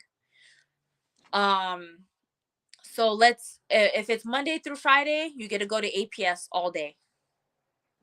Um, that is your programming. Your recreational, it takes over. So you go to programming and you get 1 meal out with all the residents. And you can come out to use the bathroom and shower with while all the residents are out. And then you do the rest of your time in your cell. Um, you only get 1 meal out, but you can be out with other residents. So if you go to APS in the morning, oh, that's another thing. On on phase 2, you can do leisure and you can do your recreational or programming depending on which one they give you. Um, you can be out with the other residents. Oh, Phase wow. 3, yeah, phase 3 is similar to phase 2. You get to come out, you get 1 meal, you get to shower, you get to go programming, you get to participate in all the programs, and you still get leisure and rec. Um, and you go down. Um, but after you complete phase 3, you are no longer on SMP and you are back in with the population in that unit. So that's basically how SMP works. Um, I was on SMP. I've been on everything that they have in there for behavioral issues. I have been a one-on-one. I have been SMP. I have been SRA. I have been on the Sayers plan. I have been a one in, one out. I've done it all. Wow. I've been in the suicide nightgowns and blankets. I have been in the bubble. And the reason why we call it the bubble, so when you go into the unit, you got 2 rooms. They're called observation rooms. They can be used for any reason. Like my friend, because she has seizures, she is in the bubble. We call it the bubble. She's in the obs room, and it's a big ass fucking window, like the size of your room. Like, you know how like a cell is like all 4 walls and your door. Mhm. Well, you take one wall down and put a glass up so they can see you. Wow. So that is the observation room. Every unit has 2 obs rooms. Um, you can be in there because you're SMP. You can be in there because you have seizures. You can be in there because you're pregnant. You can be in there because you have diabetes. And they need to watch you, or whatever the case may be. It's used for different reasons. Oh, and suicide level. You're in obs room. automatically. I have been on suicide level 1 and level 2 more than a year and a half of my time. That's a long time. I have a lot of mental illnesses. I struggle with a lot of mental illnesses. Like I was talking earlier today in the press conference, I couldn't handle, the treatment from the staff. I had staff comment on my body as I'm being strip searched. I need to lose weight. I staff tell me, are you quiet? And when I didn't respond, they're like, oh, it's always the quiet ones that you got to watch out for. They're the most dangerous. I had staff. I have been retaliated against. I had staff talk shit about me in Spanish in front of me with another staff. I have had staff restrain me, and use excessive force.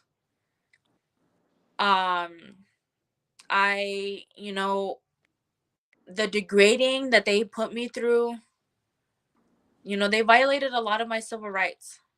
A lot of it. They have machines and stuff that they're supposed to do for strip searches. Mm-hmm. I say in those first 3 years, I strip searched 150 times. You think they're really gonna document every time you've been strip searched and what they're strip searching you for? Hell no, they're not. They don't want to do the fucking paperwork. I had 3, maybe 4 folders already by the time I left that facility. I have had so many majors, I've had so many minors, and they're all for little things. Because I was on a behavioral contract, in there, if I got 2 minors, it was an automatic major and automatic S&P. That's the way they do things. They don't care. There are staff, don't get me wrong, there are staff that genuinely care. They're not there for a paycheck. Because they make less money than somebody that works at Chick-fil-A. Wow. They make $14, if that. And Wow. they're working more than 16-hour shifts. Back to back, huh? Like probably 5 days a week. Yeah, they get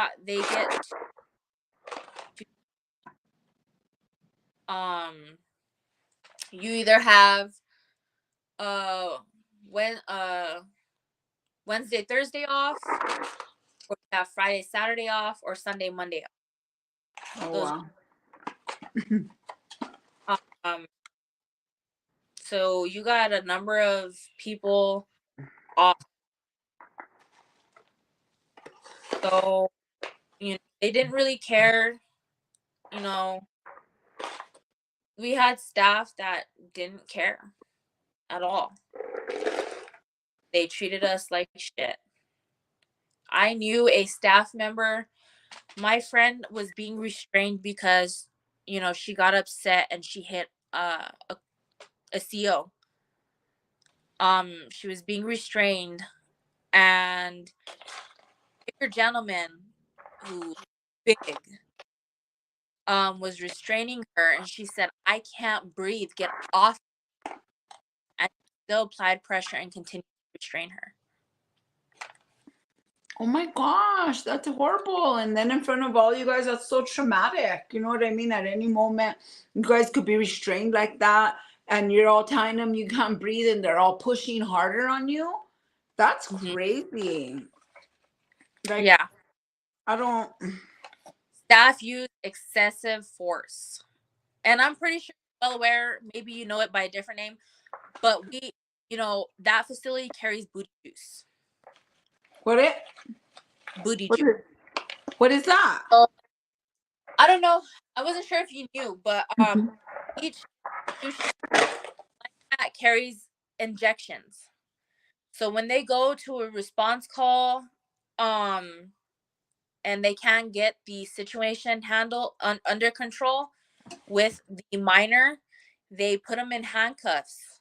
And the nurse has to do evaluation and stay during. So okay, so if there's a response call and it lasts more than 4 hours and that kid is being restrained and they have handcuffs on, the nurse has to check every 5 minutes that person's body and where the handcuffs are and if they're leaving marks. And she has to document it, has to take vitals and do everything.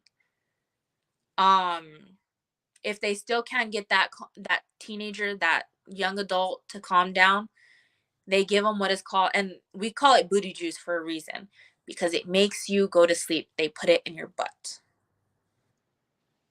It is a medication that they keep on hand. I have seen people get booty juice twice in the 3 years that I was there. Only 2 residents.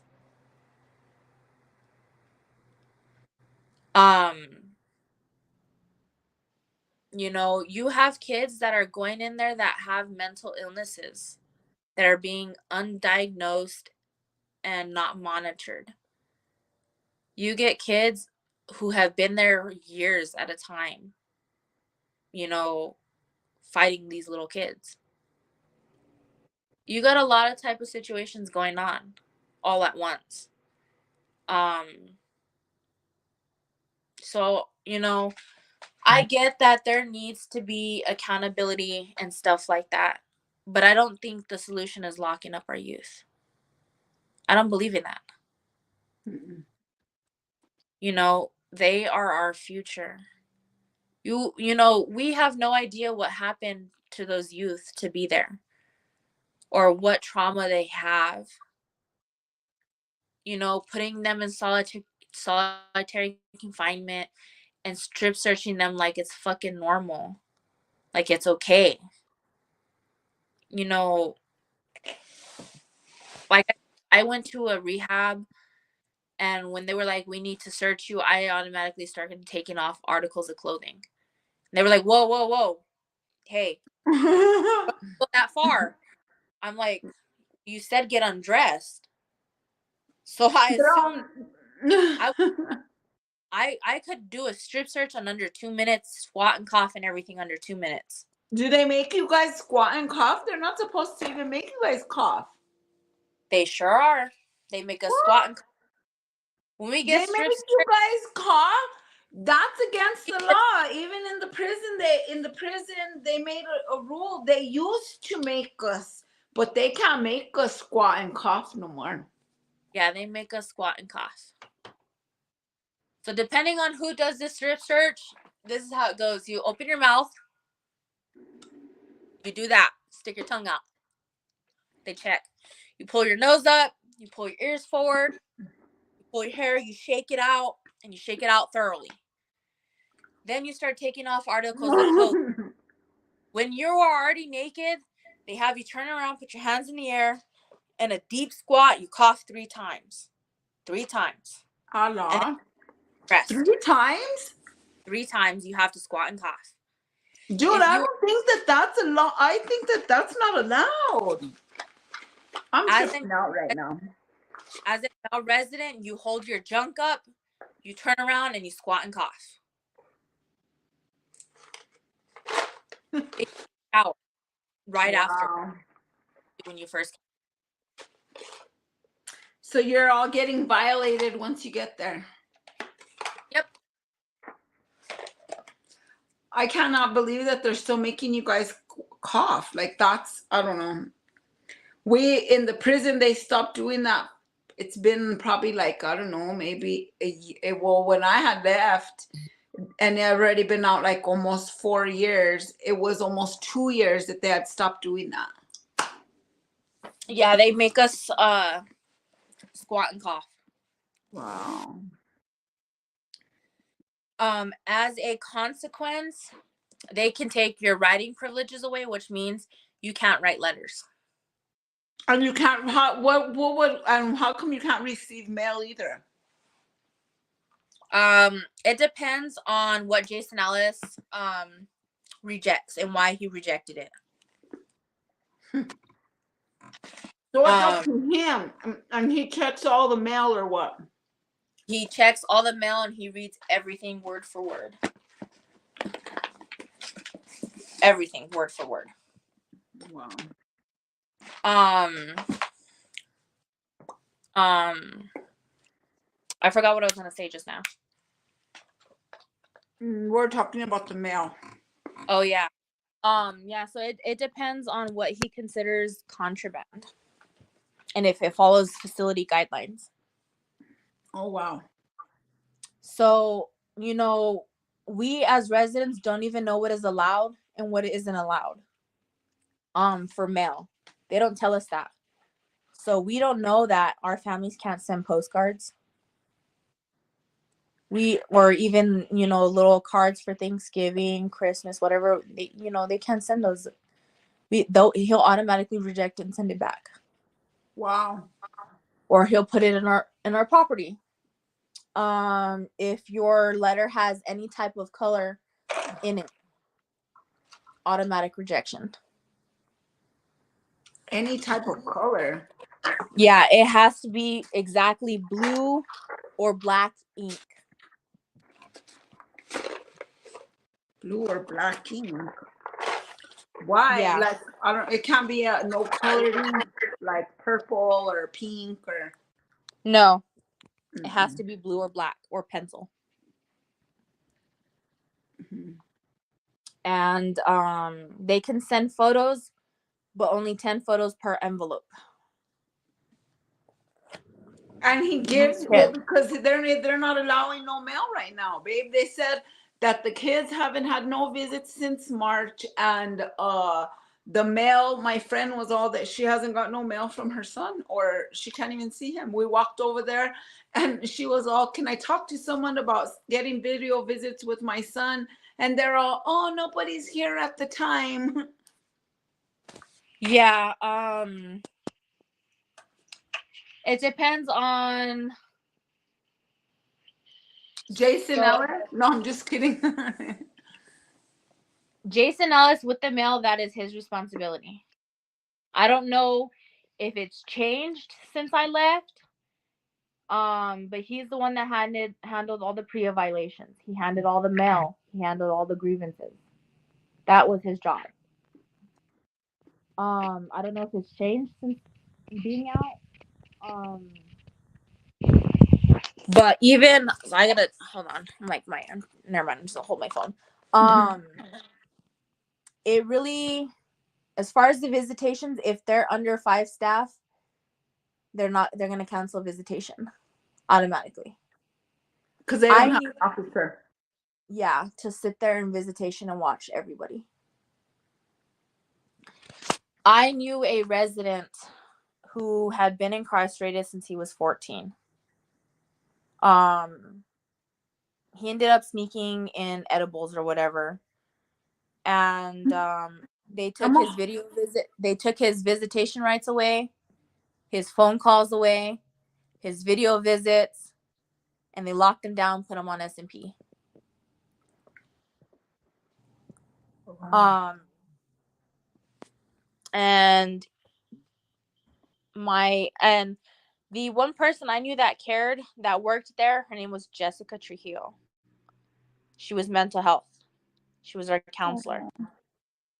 She got him his visitations granted back. And as soon as she did, put all the hard work and everything in, they sent him to MDC. Oh, wow. And, it's crazy because I almost, I was being, threatened by staff and threatened by other girls and things like that. And, when I went to go defend myself, I was already 18 and a 14-year-old hit me. She attacked me. and I beat the shit out of her. But they couldn't send me because I didn't hit her. She hit me. That is the only reason why I stayed in the juvenile detention facility. I did everything I could to stay there because I knew that had I gone to MDC, I would not be out right now. I know that for a fact. I stayed there even though it was hard for me. I know that, it's not the same as, being in prison and being in MDC, adult facilities. I get there's a little bit more freedom in adult facilities, but I stayed there because I knew that had I stayed there, I would get a chance to be out. And I was right. Mm-hmm. The whole reason why I'm out is because of La Pasita, LPI. They're the whole reason why I'm out. When they started coming in and doing programming with us, even Food Corps, because Food Corps was a part of LPI. Jasmine, who goes into the detention center, and Alalili, who used to do Food Corps in there with us, they wrote me letters of recommendation before my court date, before I was gonna be found amenable and eventually sentenced.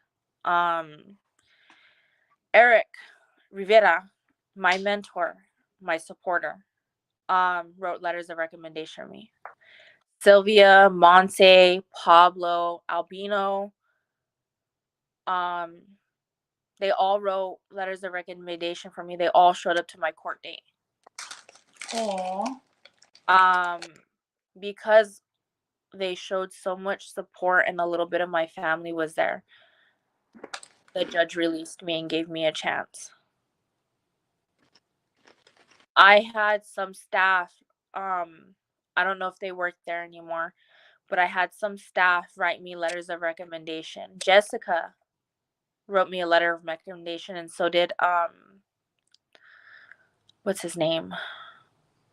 Jeffrey, who used to work there. He retired recently. He also wrote me a letter of recommendation. And I was able to get out. After filing so many motions for release and being denied, I never thought I was going to get out. I never thought I would be on the other side. When I was there today, I never thought I'd be on the other side of those walls. You thought you'd always be on the inside. Yeah. And had I known about La Pasita and SWAP prior to being incarcerated, I can tell you I would never been incarcerated. Never. I've been working with La Pasita and Albino really closely and SWAP for almost a year now since being out.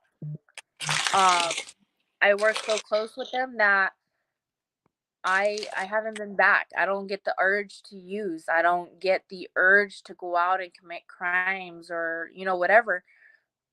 I don't do nothing. I go to work and I come home. I'm a productive member of society because of them. Oh, I'm so proud of you. I'm very honored to have met you and to be able to be put in your path and for you to do the podcast because your story is very important and the work that you're doing and that you're going to continue to do, be an advocate for your people, and this is your community right here where you're at right now on this podcast. We're here for you, and if you ever need anything, you like you say, you don't have family. I don't have family either, but you're my family. You're like my sister, you know what I mean? And if you ever need me, I'm here for you. I live right here in Los Lunas. We could hang out sometime. I love to work out if you ever want to do that. Yeah. But I'm so very proud of you. And is there anything else that you would like to expose? No, well, because I feel like I want you to say everything that you want to get out, because I know that there's like probably so many things, you know what I mean? And if you have anything else that you would like to add before that we close, I would like to give you that opportunity. I can't even start to begin with my concern for these juveniles. I have a friend. He writes me letters, and I haven't received a letter from him in quite some time, and I didn't realize what was going on in that facility. Because there are staff there. They're, like I said, they're a good staff. They let him call me. But because so his name is Giovanni. Um, he he's a really good kid. A lot of those kids in there are really good kids. Really good kids. Despite what they're being charged with. They're really good kids. They deserve another opportunity. I believe in the second chance. They deserve that. Right? They deserve the right to take a shower every day. They deserve the right to have hot meals. They deserve the right to see the sun and breathe the fresh air at least an hour. They deserve to be treated like humans and not like animals, and not be left in their rooms with urine and feces in their room. I will continue to advocate for them. I will continue to be here for them because they're right now their voices are silenced and nobody's going to really pay attention to them. They had no choice but to riot in order to get the attention of lawmakers and public officials to see what was really going on in there. I tried multiple times, but nobody ever wanted to listen to me. They shut me out and shut me down so quick. Not this time, and it's not going to happen to them, and I won't allow it. I It's so appreciate you. sad. I appreciate you giving me the opportunity today to tell you guys my side of the story and how things ended up for me. Not a lot of people can say that, jail changed their life, but jail saved mine. Jail saved mine. I would be dead right now Oh, had I not gone to jail. I also knew that I needed to change the way I think and the way I do things. When there are some staff there, I don't know if they still work there, have seen me mature and grow. I have had APS teachers and the administrator that is in the, detention center tell me, when you first came in, I never thought you would graduate because of the way you were. You have matured so much. You have changed and you put in the work. You try no matter how hard and how frustrated you are. You try your best and you give it your all. And we appreciate oh. it. I graduated with a high school diploma and I, in fact, have my GED. I did a lot with my time. But it wasn't easy for me. I wanted to die on so many more than one occasions because of the way, I didn't get to call my family. I didn't get to see them. They turned them away at visits. My family at that point in time was all I had. All my friends, so-called friends, they weren't there. They didn't write me. They didn't care. Out of all the girls that I have come in contact with, 4 of them have stayed in contact with me upon release. I kick it with 4 of them till this day. And I sit on the collaborative called the Albuquerque Justice for Youth, the JDAI. I participated in the Youth Advisory Committee. I have met senators. I've gone to the Roundhouse. I've been there for bills, for the second chance bill to be passed. My name was on the list. And I do what I got to do for them. And, today was hard for me telling everybody, that I wanted to kill myself. You know, I didn't want to live being in there. Yeah, a lot of people will call it cupcake jail or kids jail or, whatever. But they don't see the things that we go through. They don't see the, confinement that we are in. When the whole thing happened with the state being ransomed or whatever, our cameras were down, our computers wouldn't work, our TVs wouldn't work. We were locked down for 3 months. We were all initially put in solitary confinement for 3 months because they couldn't get the doors to work either. What? Yeah. So when you know how like it's been a while. I think it was like in 2021, like November, December of 2021, and it carried into 2022 a little bit. Our whole system was wiped clean because the state of New Mexico wouldn't pay them the money that they wanted. So they wiped our computers clean. We had to build a new system from scratch. What? Yeah. Oh, wow. Our computers wouldn't even turn on. I would touch the space button, I would plug it in, we would everything, nothing. Our system would half, and that's another reason why the youth are locked down too, is half the time their new system doesn't work, that they're having to key everywhere to Oh, get to and from wow. the units. They have to use a key Oh, because the wow. doors don't work and the cameras won't turn on, or they're shut off and they don't work. Wow. They even have cameras inside the resident bathrooms. In the bathrooms? Yes, they do. What? It's in the Yeah, that so what? you see how that corner is up there? So when you walk into the resident bathroom and the unit, it's right there in the corner at the top. Does it see you in the bathroom or it just sees you like It's on.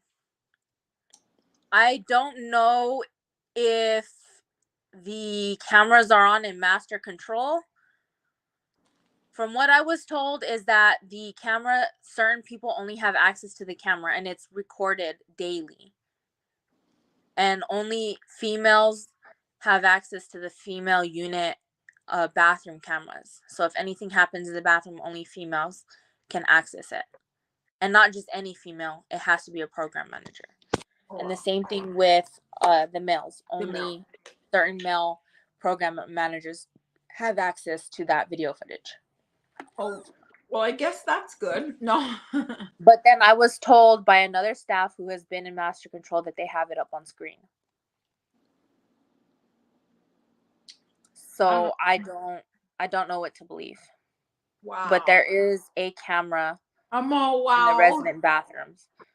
And in intake, there's a camera in the intake cells, and the lights never turn off. What? They never turn off. When you're in intake, those lights never turn off. Oh, that's the most horrible, right? Yep. And it's so loud in there. There's no bathroom. The only unit that has wet cells is Charlie.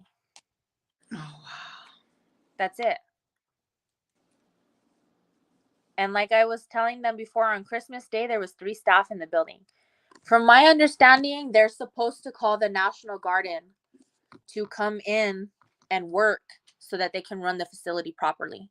If there's not enough. Well, yeah, If because there's they're not enough, yeah. volunteers. Why don't they do that? There was 3 staff in the building, 1 in master control, 1 on Fox, and 1 on Charlie unit. Don't they need to have at least 6 officers? At least 6, yes. And they don't. There was 3 staff in that building that day. Isn't that's like some kind of violation or no? I don't know, but I do know that I had to wait 2.5 hours, over 2.5 hours, before I could even come out and use the bathroom. I was malnourished. I was dehydrated because I didn't want to eat or drink anything that would make me couldn't pee. Oh my gosh. Dude, that's insane. It was Christmas Day in 2022, and there was 3 staff in the building. By the time I got my food, it was cold. Dang. By the time I was let out to use the bathroom, I didn't even need it no more. They have magnets to cover the windows. The only window you have in intake is the one on the door, and they cover it. Oh my goodness. So it's literally just a box. So it's just like all dark. Mm-hmm. with the light that never turns off. And if someone's knocking and they don't answer, you get people like me that really need the bathroom that are going to kick that fucking door. I had to use the bathroom so bad one day. I didn't know that our staff literally left the unit. Because you're kicking the door. Yeah. I was like kicking that shit like I was a fucking cop. Right? Well, come on, bro. Your bladder's gonna bust. I like kicked it so fucking hard. I covered the camera. I banged on it. I was screaming off the top of my lungs. And they ignored me. Completely ignored me.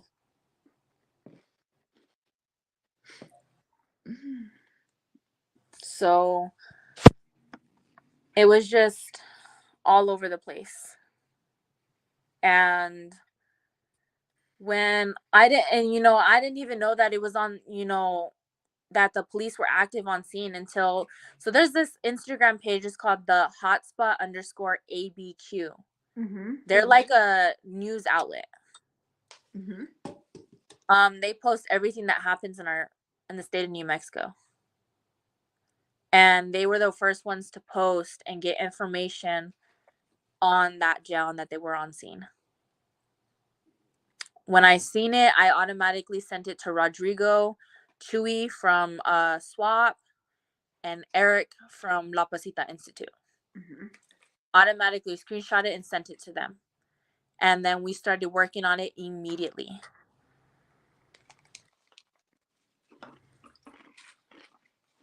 But I gotta go. My phone's dying. Oh yeah. Okay, so thank you so much, and I want to stay in contact with you because we're having an event also in Mass Incarceration Day. We're trying to end solitary confinement, and we're gonna have a day at the Roundhouse. So I hope that you can come. We're organizing. If you don't have it's on the 30th, right? Yeah, we're organizing transportation. So if you don't have a ride, let us know and you could ride with us because we're all gonna go together. Yeah. Somebody texted me the information, the sign up stuff. Yeah. I'm gonna get it. I'm gonna get it done, and I'll text you. And I'm not gonna have transportation. I don't know how to drive. I don't have a car. Yeah, no, I mean, like we can pick you up and like drop you off. That's what I mean. Yeah. Yeah, I'm gonna go because it falls on the day that I.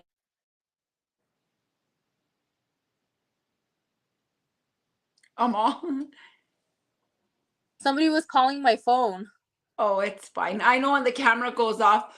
Okay, so I'm so grateful to you. Thank you for doing the podcast. This was great. I'm going to send it to you once I hit end so you can send it to your people, post it on your page, on your Facebook. We are on Facebook, Behind Bars in the 505. I have a page and then I have a group. So if you would like to join, of course. I'll send you some links also.